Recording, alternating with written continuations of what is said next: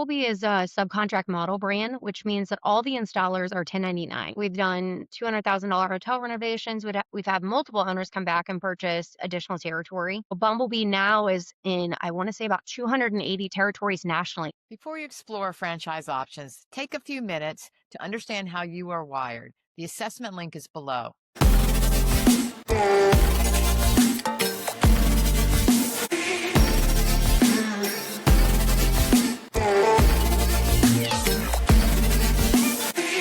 Today, we're talking about Bumblebee Blinds, a window coverings franchise backed by Horsepower Brands platform. My guest is Courtney Reppert, who works directly with candidates exploring the brand and sees firsthand where owners succeed and where they struggle.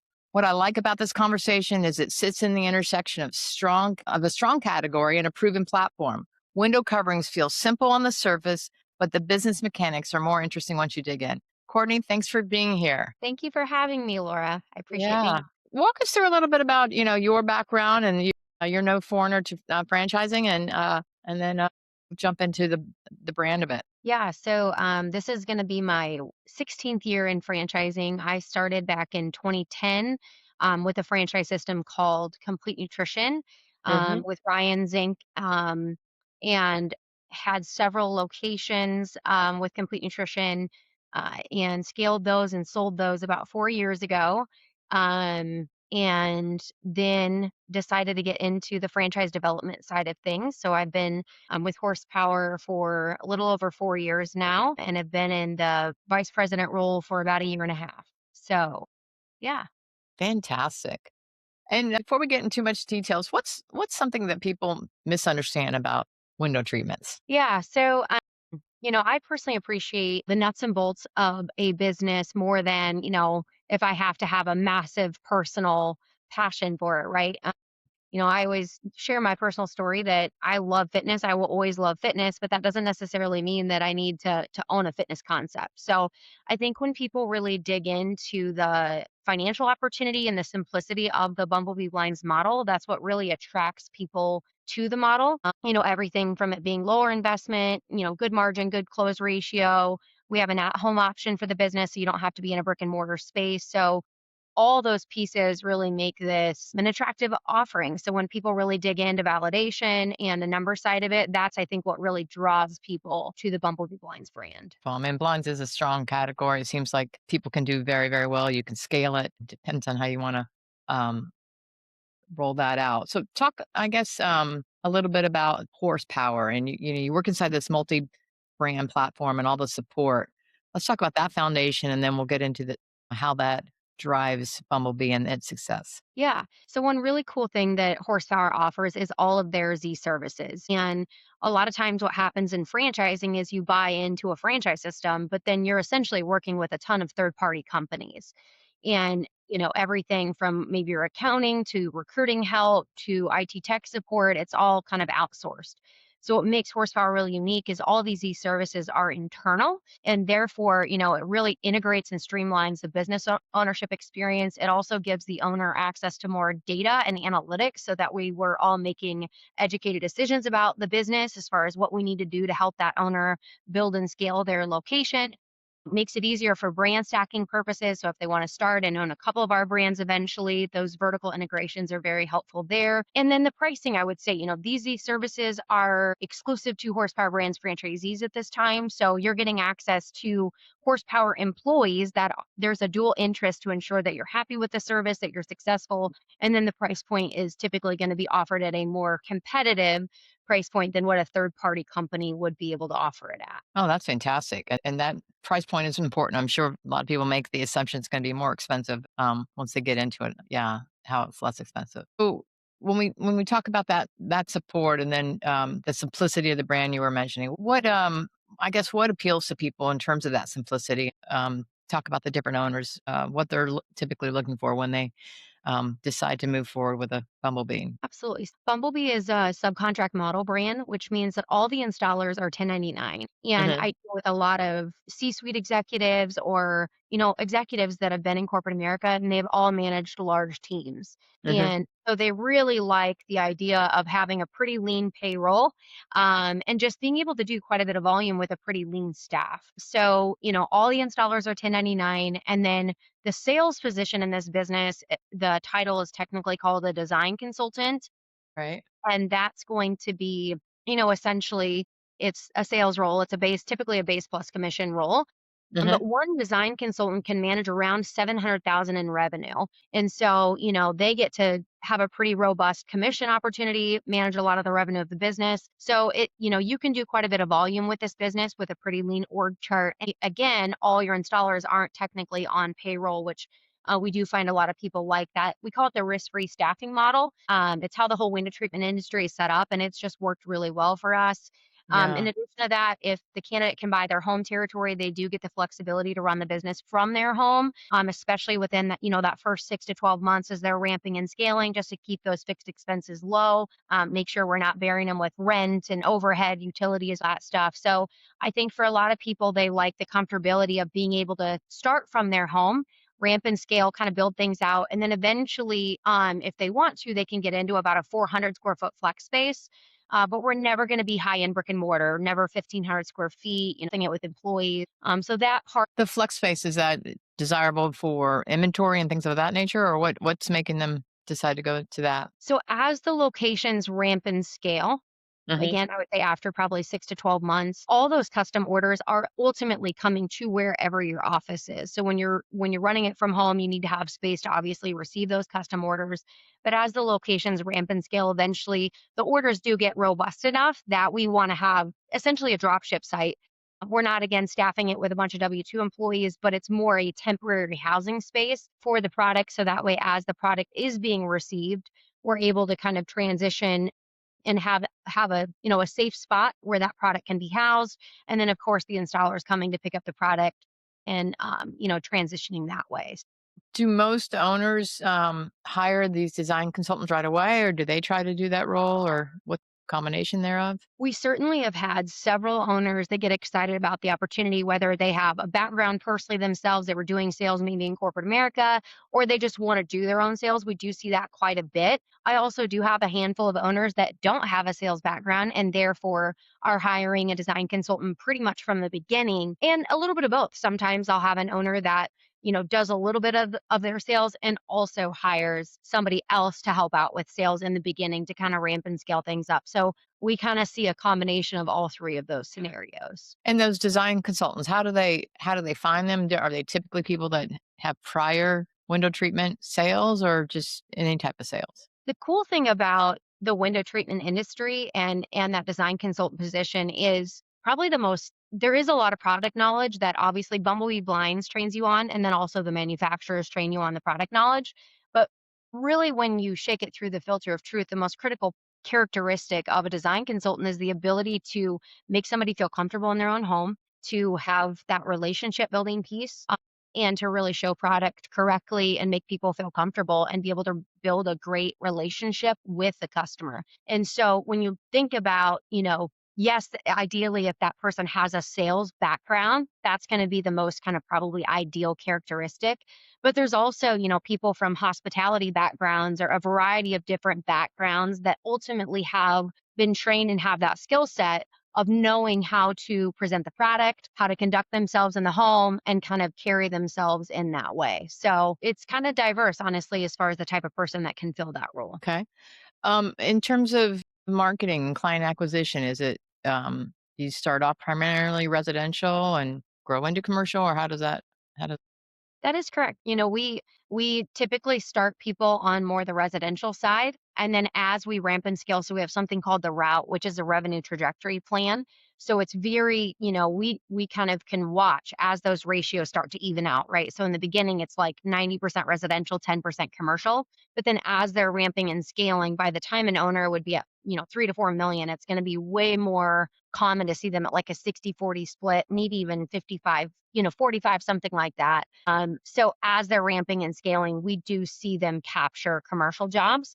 We've had, one-off scenarios where an owner will be open for 90 days and they get their first big, bank project or a hotel Mhm. project. So that is starting to happen.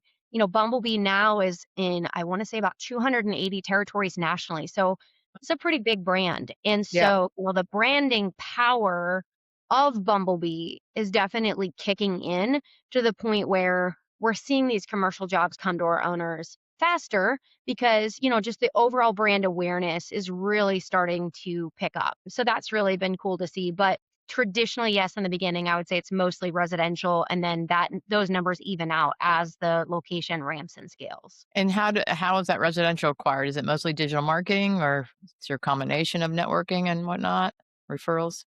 Yeah, so there's gonna be a combination. We kinda have like a launch marketing package that all the owners do to kinda launch in their territory, make a big splash, make sure that people know who they are.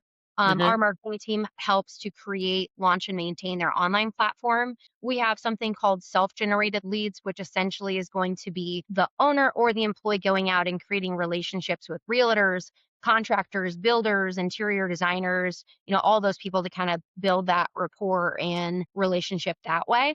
So there's a kind of a variety of different ways you can do lead gen, both in the paid spend side of it, what horsepower or Bumblebee is going to offer from helping you with your online platform, your Google account, the call center, and then self generated leads, which would be going out and creating relationships in the market. So when leads come in through they come in through a call center?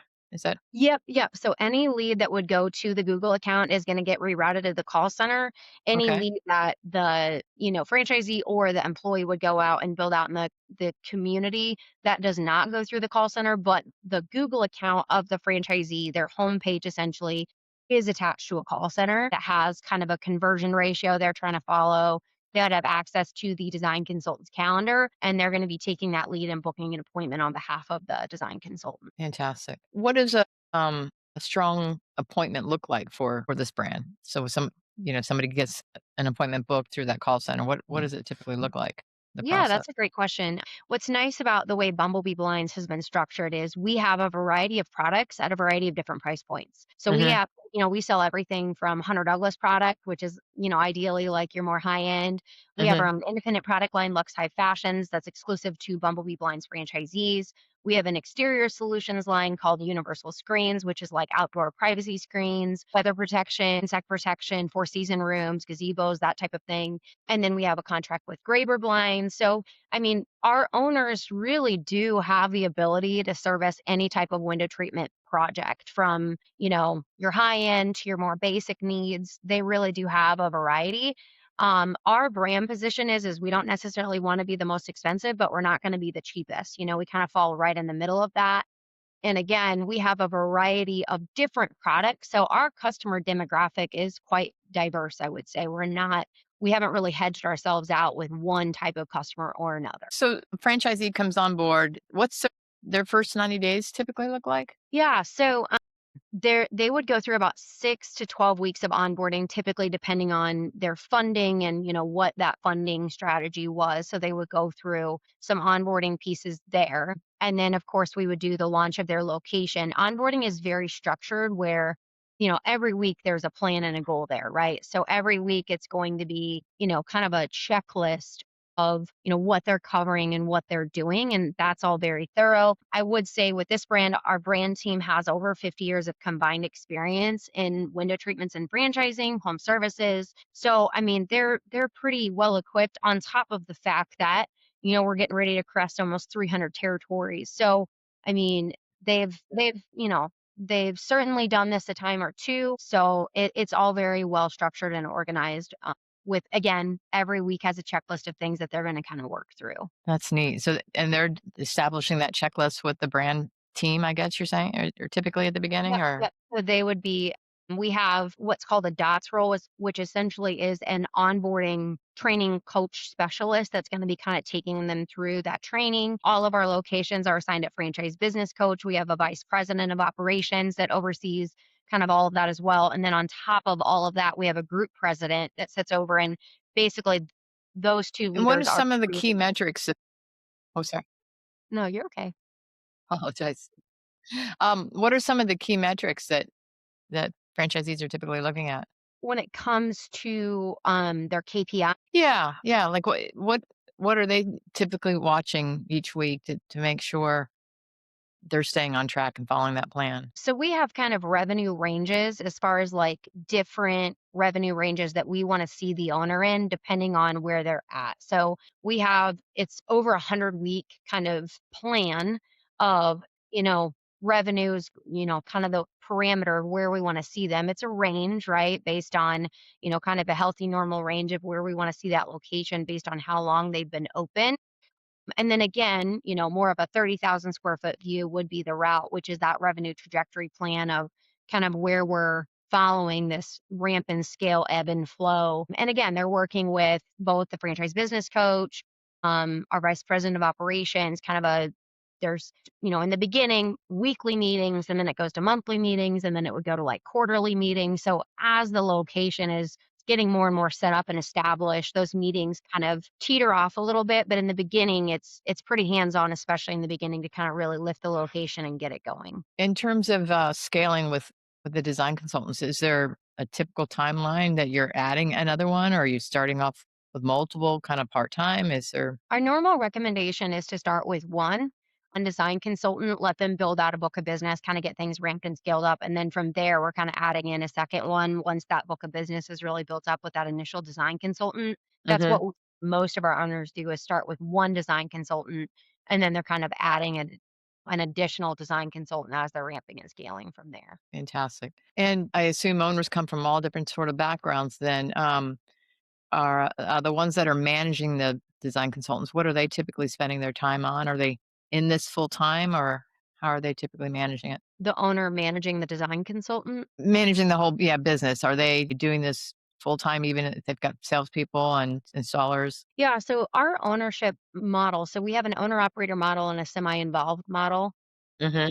We do, our owner operators traditionally are ramping and scaling nicely. We see a direct correlation between our owners that are very involved in the results of the business. If we have somebody that approaches us and wants to be semi-involved, we just have to make sure that we have the right org chart in place, because we need to have both kind of an operation or general manager kind of overseeing the business, and then we do need to start with the sales rep as well. So that adds a little bit more to the payroll, of course, in the beginning, because we have to have that leadership in place to ensure the business has the leadership it needs. And then if I am an owner operator, there's really kind of an operations role and a sales position to start. And so then, I get to pick and choose as an owner if I'm going to be an owner operator, if I want to do the operations, if I want to do the sales, and then I'm hiring essentially the role that I don't want to take. And that's traditionally, so again, it would be more of that general manager role or the sales role. And then they're hiring the other role to kind of assist in what they don't want to do. Yeah, and average revenue of a consultant at 700,000. I mean,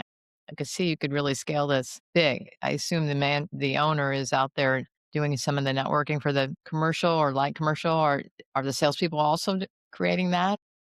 Yeah. So, kind of what our org chart is that originally, you can have that initial design consultant doing a little bit of residential and commercial, but eventually that can actually split off where you could have a, residential sales consultant and then a commercial sales consultant. So, kind of splitting that up. Sometimes we see owners do it where they will have the design consultant take that residential sales consultant role, but then the owner will actually be the one going and working the bigger projects, more of the commercial jobs. So there's a couple of different ways you can do that, either having, the design consultant initially start in doing both. That can eventually split off again, where you'd have one design consultant doing residential, one consultant doing commercial.